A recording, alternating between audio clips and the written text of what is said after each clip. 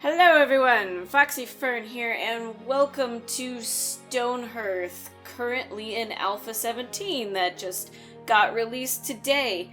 So StoneHearth is a early access game on Steam currently, and it's a builder kind of simulation type survival-like game, and it's really adorable and a lot of fun even in its current stage. So I figured we could start a new game today.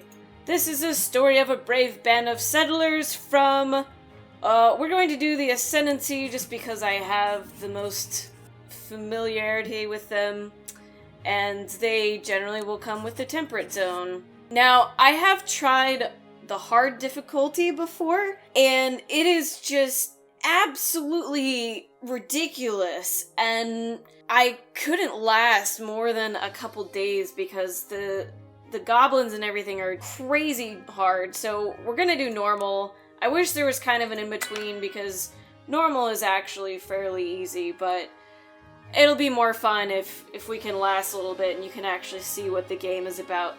So here we get our roster of people, and we have the mind, body, and spirit. And the mind will cause your little hearthlings to be better at things like crafting. Body will be for like their hit points for fighting, and then spirit is like they'll be better at being doctors and befriending animals and that kind of thing. I generally don't want to have anybody with one in any stat because they can change jobs, so we're gonna try to roll through here and get some pretty even ones. This one isn't too bad. This one seems pretty good. So I recommend, unless something has changed that I am unaware of, I recommend starting out with the Trapper's Knife, just because I believe you have to have a blacksmith to make the Trapper's Knife, and that's not something you start out with. All these other things we can make pretty easily early on, so that's what we're gonna start with this time. And I'm gonna choose a map that kind of has a little bit of everything. Yeah, that seems alright. We shall settle here. I would say this game has a few similarities to No Moria in that you have a little civilization that you're building up, and the more successful you are, the more people will join, but you don't actually have babies or anything like that, which is... Whoops! Oh. I actually just kind of meant to move over there, but okay, that's fine. That's not a terrible place to start. I've sort of forgotten my controls. Oh, the controls are counterintuitive to me in this game. First things we're going to do, we'll designate a stockpile. It's kind of out in the middle here. And this is where we're going to put all of our raw things. So, just like our building materials. We'll make one over here for our food. And that one will just be everything else. Alright. So now we want to gather a few things off the map here. And everybody who's not assigned to a job will be just a gatherer, kind of like in No Moria. Get some stone and some plants here, and we also want to chop down a few trees. Now, the trees do grow and provide more wood for you later, so if I can, I like to chop down the bigger trees first, because they give you quite a bit of wood. So it's nice to wait a little bit for the small ones. But the stone doesn't grow. It will respawn, but it won't, like, grow into stone trees or anything. So I'll go ahead and grab that for now.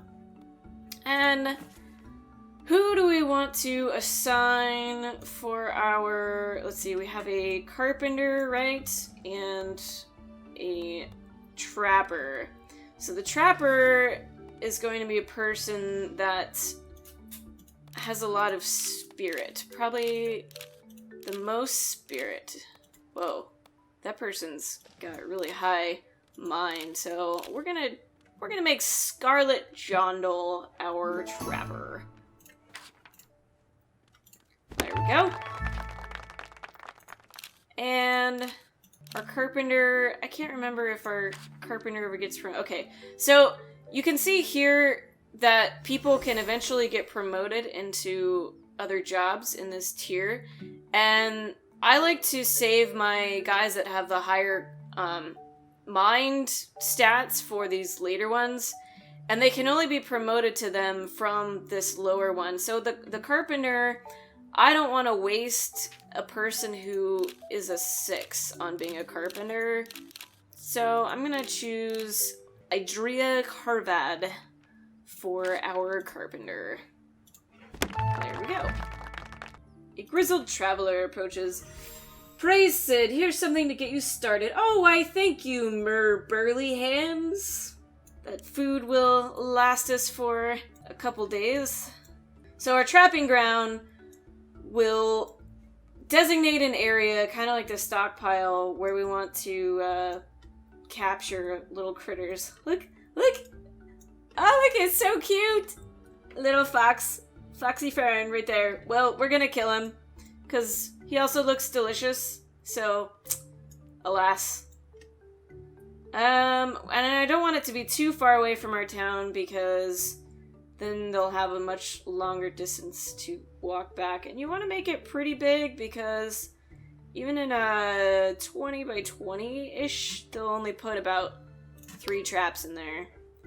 So you can go ahead and start catching these poor little foxes. Don't worry, they'll reproduce.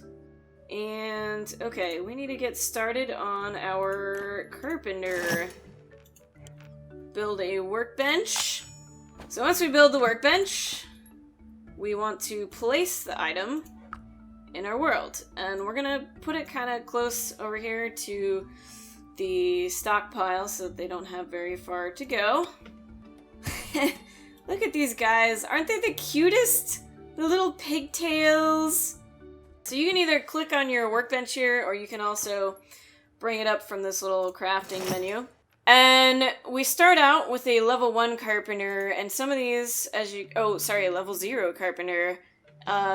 These other items will require a certain level of a carpenter, and the way you level them up is simply by making items. Let us... Small crate. Yeah, you know what? We'll make a couple crates, because that will help us to store some items. Ah! Oh my goodness. This camera control is so counterintuitive to me. Alright, and I don't know if this is something that's going to change after the beta or not, but you can actually move all of these little plants, which seems almost too easy to me. But we're gonna do that because these guys will provide herbs so that we can create some bandages later to heal our warriors. Relocate a bunch of these flowers over here. And this wild silkweed will be used to make string from, so we're gonna move a few of these too and make a little silkweed farm. Doesn't appear to be too many of those. Oh geez, our carpenter hasn't even leveled up yet. Okay. We'll just keep on creating a whole bunch of those. I really want to get to a farmer's hoe as quickly as possible, and also the wooden practice sword, because that will allow us to train footmen, and farmer's hoe, as you can imagine, will let us start some farms so we can feed our people. Because after a while, they'll get tired of eating just the berries that we started with. Yay! Carpenter level 1. So now we can make a wooden sword. We'll make 2 of those. And probably gonna wanna chop down a few more trees. We should start digging so that we can get some stone. Now, the mining part... Oh, actually, you know what? We're gonna gather these bushes so we have some fruit, and that way they'll start growing back pretty quickly. Oh, no foxes yet. You don't have to actually... Oh, look, there we go. Oh, we got a raccoon! Yes! Yes! Come, my pretty! Come! Come fall for the trap that has absolutely nothing to bait you with it. Man, our trapper is terrible. Put some cheese in there at least, man. So mining you can only do in these specific, either this 4x4 block here or 1x1, and I like to do it in 4s for the most part, just because, you know, the one block is too short for them to actually walk all the way through. So you can click on this slice button or else hit backslash to see underneath to help you mine better. And we'll just take a chunk like that. And what should our carpenter make next? Still need to level up for the farmer's hoe, so we can make some window frames because we'll need those later to make some buildings, and make a couple doors just to kind of... Oh yeah, we should make some shields. How about that for little footmen? Now the trick with mining right now in the game's current state is there's no, like, stairs that you can mine down with, so what I like to do, just so that I don't accidentally get my people stuck in a hole, you can build a ladder to get them out, but that gets really complicated, and then if all of your little dudes actually end up in the hole that they've dug, then there's not going to be anybody to build a ladder because they have to go to your stockpile to get a block of wood and come back. And then if they're not able to do that, or if somebody's busy doing something else, then they can possibly die while they're down there. Alright, so at the end of every day, you get an immigration report telling you your requirements for having somebody join your population. And our people are happy, that's good. Don't have enough food, and we don't have enough worth. Wow, we're not even close to enough worth. And as you can imagine, probably the fastest way to build up your worth would be to actually construct buildings. So once we get a bunch of stone here, we can start doing that. Let's figure out who we want to make our footmen. Ooh, you have a nice body. Ooh, you have the sexiest body. We will change you into a footman. And, you know, I might just leave one for now because since we don't have very big of a population, we're gonna want as many people working as possible. So let's go ahead and gather. The upside of having a farm of this silkweed and the flowers here is that your farmer will automatically harvest everything, whereas normally you have to do it manually like I've been doing it. Oh, don't fall asleep right there, come on! Oh, you lazy bums, now you're in the way of anybody else who wants to dig in this hole.